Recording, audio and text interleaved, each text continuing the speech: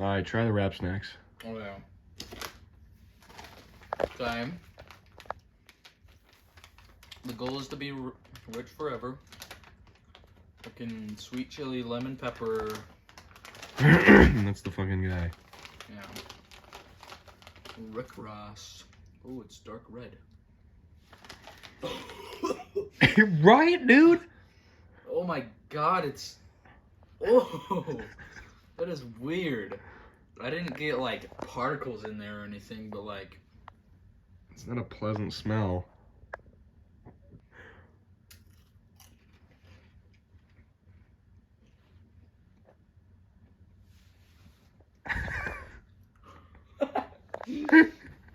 What is going on with that? Okay. First of all, look at the package. If you see, like, right there, it's got, like, the chips and shit. Yeah. And then you see the dark, like, red, fucking red 40 shit there.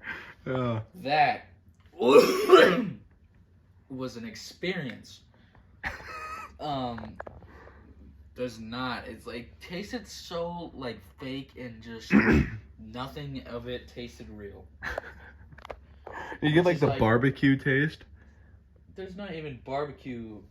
It's just like lemon and like no spice actually.